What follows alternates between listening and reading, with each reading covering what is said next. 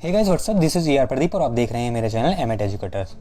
तो आज मैं आपको कराने जा रहा हूँ कक्षा 6 का अध्याय 6 है ये भूगोल का, ज्योग्राफी का, जिसका नाम है पृथ्वी के प्रमुख स्थल रूप क्या क्या हैं। तो शुरू करते हैं। देखिए, आपने इसमें कुछ स्थल रूपों को जरूर देखा होगा जो चित्र 6.1 में क्या है दिखाए गए हैं।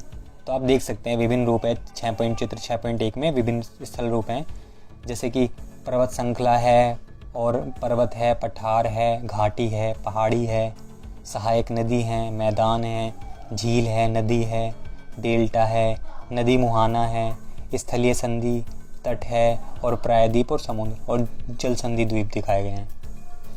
तो शुरू करते हैं। आपने इनमें से कुछ स्थलों को जरूर देखा होगा जो चित्र 6.1 में दिखाए गए हैं, और आप देखेंगे कि जो पृथ्वी की जो सतह होती है वो सभी जगह क्या होती है, एक समान नहीं होती। तो पृथ्वी पर अनगिनत क्या है प्रकार के स्थल रूप पाए जाते हैं, जो स्थल मंडल के कुछ भाग हैं, ऊंचे नीचे होते हैं तथा कुछ समतल होते हैं। तो ये जो स्थल रूप के जो प्रक्रियाओं के परिणाम स्वरूप क्या होते हैं, बने होते हैं। और आपको यह जानकर आश्चर्य होगा कि जो मैदान है जिस पर आप खड़े हैं उसमें क्या होता है, धीरे धीरे गति हो रही है, और पृथ्वी के जो अंदर है लगातार गति हो रही है। और जो प्रथम या आंतरिक प्रक्रिया के कारण बहुत से स्थानों पर पृथ्वी की जो सतह है वो कहीं ऊपर उठती है, उड़ जाती है, और कहीं क्या है धंस जाती है। अब आप जानते हैं कि जो पहाड़ी है वह क्या है, स्थलीय भाग है, और जो कि आसपास की भूमि से ऊंची उठी होती है, और 600 मीटर से जो अधिक ऊंचाई एवं खड़ी जो ढाल होती है वाली जो पहाड़ी होती है उनको पर्वत कहा जाता है। और 8000 मीटर से जो ऊंचे कुछ पर्वत होते हैं उनको नाम बताने आपको, बताइए। तो आगे देखो, दूसरी तथा बाह्य प्रक्रिया स्थल के जो लगातार बनने एवं टूटने से क्या होती है, ये प्रक्रिया होती है धंसने की और बढ़ने की। पृथ्वी की सतह के टूटकर, जो पृथ्वी की सतह है उसके टूटकर जो उसको क्या कहा जाता है, घिस जाने को क्या करते हैं, अपवर्दन कहा करते हैं। ठीक है।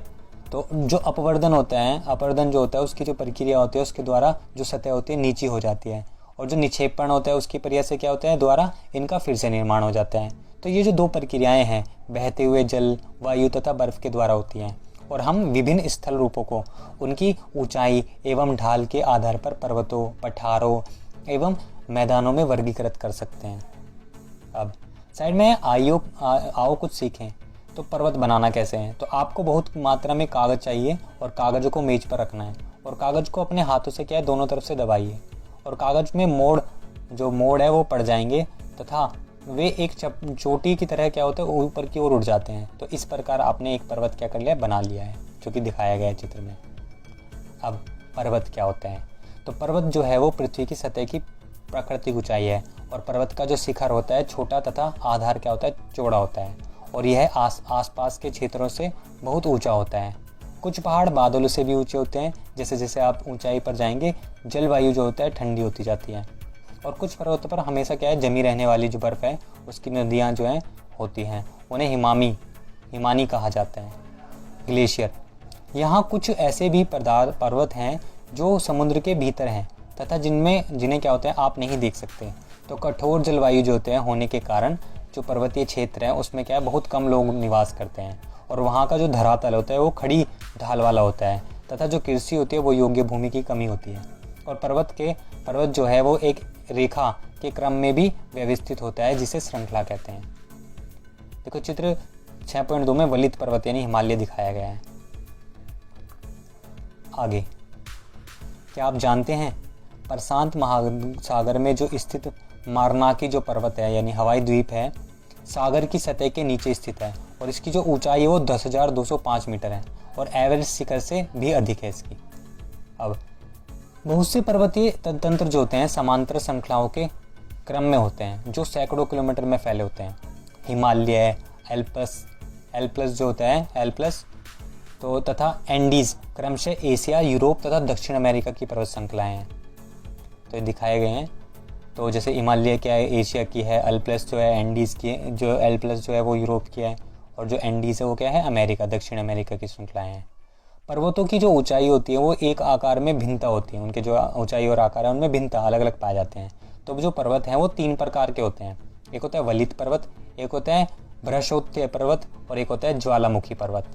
तो हिमालय तथा जो एल्प्स है वो वलित पर्वत हैं, जिनकी जो सतह है वो उबड़ खाबड़ होती है, और जो शिखर है वो शिखर जो होता है उसका शंकु के आकार का होता है, शंकु आकार बोलते हैं उसको, नुकीले टाइप का।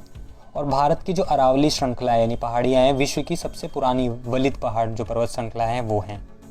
तो अपवर्तन की प्रक्रिया के कारण क्या होता है, यह श्रृंखला क्या हो जाती है, धंस गई है।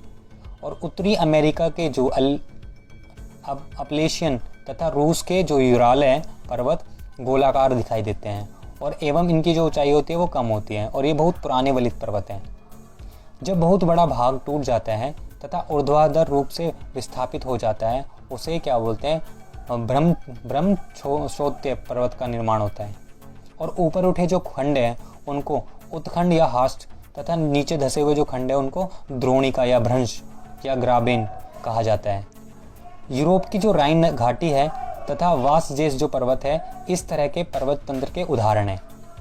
एटलस में दिए गए जो विश्व मानचित्र है उसमें दिखाया भी गया है, से उनकी स्थिति को देखिए तथा इस प्रकार की भूमि जो भू आकृतियां हैं उनके कुछ और उदाहरण का पता लगाइए। ज्वालामुखी जो पर्वत ज्वालामुखी क्रियाओं के कारण बनते हैं।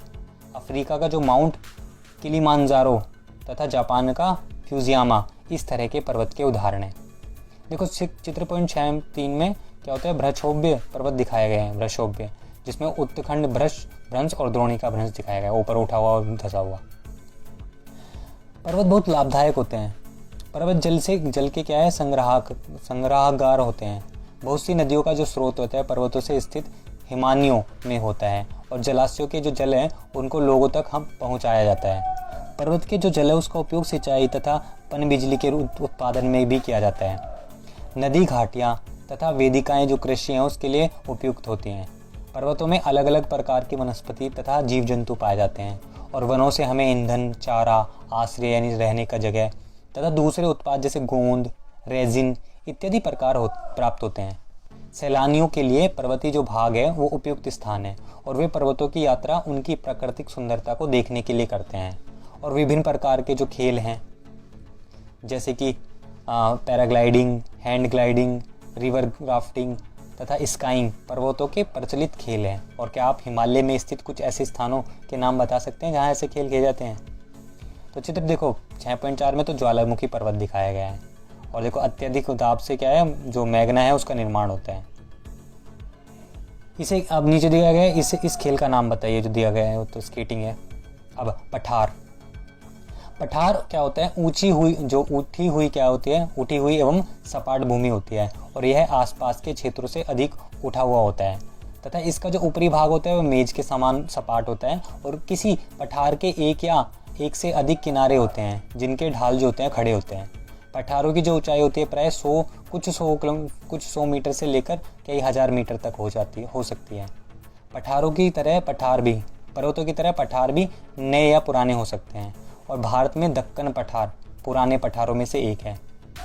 केन्या, तंजानिया तथा युगांडा का जो पूर्वी अफ्रीका पठार है, ये तो पूर्वी अफ्रीका के पठार है, तथा ऑस्ट्रेलिया का जो पश्चिमी पठार है इस प्रकार के उदाहरण हैं। तिब्बत का पठार चित्र 5.1 में दिखाया गया है, विश्व का सबसे ऊंचा पठार है, जिसकी जो ऊंचाई है वो माध्य समुद्र तल से 4000 से 6000 मीटर तक है। पठार बहुत उपयोगी होते हैं क्योंकि उनमें क्या है, खनिजों की प्रचुरता होती है, और यही कारण है कि विश्व के बहुत से जो खनन क्षेत्र हैं पठारी भागों में स्थित हैं। और अफ्रीका का जो पठार है सोना एवं हीरे के खनन के लिए प्रसिद्ध है। भारत में जो छोटा नागपुर है उसके पठार में लोहा पाया जाता है, कोयला और मैग्नीज के बहुत बड़े भंडार पाए जाते हैं। देखो चित्र 6.5 में पठार दिखाया गया है। आगे जो पठारी क्षेत्र है उसमें बहुत से जल प्रपात होते हैं क्योंकि यहाँ नदियाँ ऊंचाई से गिरती हैं। और भारत में छोटा नागपुर पठार पर स्वर्ण रेखा नदी पर स्थित हुंडरू जल प्रपात तथा कर्नाटक में जोग प्रपात इस प्रकार के क्या हैं, जल प्रपातों के उदाहरण हैं। तो जो लावा पठार है उसमें काली मिट्टी की प्रचुरता होती है जो उपजाऊ है एवं जो खेती है उसके लिए काफ़ी अच्छी होती है। कई पठारों में रमणीय स्थल होते हैं जो पर्वतों को आकर्षित करते हैं। तो आगे मैदान समतल भूमि के बहुत बड़े भाग होते हैं, और वे सामान्यतः माध्य समुद्री तल से क्या है 200 मीटर से अधिक ऊंचाई पर, 200 मीटर से क्या हो अधिक ऊंचे नहीं होते। कुछ मैदान काफ़ी समतल होते हैं और कुछ क्या होते हैं उर्मिल या तरंगित हो सकते हैं। अधिकांश मैदान क्या है, नदी तथा उनकी सहायक नदियों के द्वारा बनते हैं। नदियाँ पर्वतों के ढालों पर नीचे की ओर बहती हैं तथा उन्हें क्या है अपरदित कर देती हैं, और वे क्या है अपरदित हो जो पदार्थ हैं उनको अपने साथ आगे लेकर के चली जाती हैं। तो अपने साथ ढोए गए जो पदार्थ हो जैसे पत्थर, बालू तथा सिल्ट, उसको क्या है वे घाटियों में निक्षेपित कर देते हैं और इन्हीं निक्षेपों में मैदान का निर्माण होता है। सामान्यतः जो मैदान होते हैं वो बहुत अधिक उपजाऊ होते हैं और यहाँ पे क्या है परिवहन के साधनों का निर्माण करना आसान होता है, इसलिए ये मैदान विश्व के सबसे अधिक जनसंख्या वाले भाग होते हैं। नदियों के द्वारा बनाए गए कुछ बड़े मैदान जैसे एशिया तथा उत्तरी अमेरिका में पाए जाते हैं। एशिया में स्थित भारत में गंगा एवं ब्रह्मपुत्र नदी का जो मैदान है तथा चीन में यांगत्से नदी का जो मैदान है इसके प्रमुख उदाहरण है। मैदान मनुष्यों के रहने के लिए सबसे उपयोगी क्षेत्र होते हैं और यहाँ की जो जनसंख्या होती है वो बहुत अधिक होती है, क्योंकि मकानों के बनाने तथा खेती के लिए यहाँ समतल भूमि की प्रचुरता होती है। तो उपजाऊ मिट्टी के कारण ये है भाग जो होता है खेती के लिए काफ़ी उपयुक्त होता है। भारत में गंगा का मैदान देश में सबसे अधिक जनसंख्या वाला क्षेत्र है। चित्र 6.6 में मैदान दिखाया गया है। आगे स्थल रूप एवं लोग। स्थल रूपों की विभिन्नता के अनुरूप ही मानव विभिन्न प्रकार की जीवन यापन करते हैं। पर्वतीय क्षेत्रों का जो जीवन होता है वो कठिन होता है और मैदानी क्षेत्रों का जो जीवन होता है वो पर्वतीय क्षेत्रों की तुलना में सरल होता है। मैदानों में फसलें उगाना, घर बनाना या सड़कें बनाना पर्वतीय क्षेत्रों की तुलना में बहुत अधिक आसान होता है। और विभिन्न प्रकार के जो स्थल हैं, स्थल रूपों को पर रहने वाले लोगों के रहन सहन के तरीके में कुछ अंतर होता है।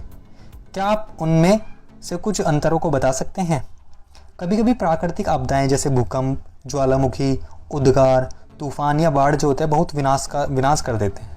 तो इन आकस्मिक घटनाओं व उनके बारे में जागरूक पैदा करके हम क्या करते हैं, इनसे आने वाले खतरों को कम कर सकते हैं। हम कितने तरीके से जल एवं स्थल को उपयोग में ला सकते हैं, इसका पता हम अपने आसपास के क्षेत्र से लगा सकते हैं। प्राय हम स्थल का उपयोग गलत तरीके से करते हैं, जैसे उपजाऊ भूमि पर मकान का निर्माण करना। इसी प्रकार हम लोग कूड़ा किसी भी भूमि पर क्या है फेंक देते हैं, पानी में फेंक देते हैं, जो कि उन्हें गंदा कर देता है। और हमें प्रकृति के इस महत्वपूर्ण वरदान का उपयोग इस प्रकार नहीं करना चाहिए। और उपलब्ध भूमि केवल हमारे ही उपयोग के लिए नहीं है, और यह है हमारा कर्तव्य है कि हम आगे आने वाली पीढ़ियों के लिए भी पृथ्वी को सुरक्षित रखें। तो चित्र 6.8 में एक प्रदूषण नदी दिखाई गई है। उसके बाद ये चित्र दिखाए गए हैं। तो ये चैप्टर कंप्लीट हुआ। अगर किसी को कोई भी चीज़ ना समझ में आई तो प्लीज़ कमेंट करें।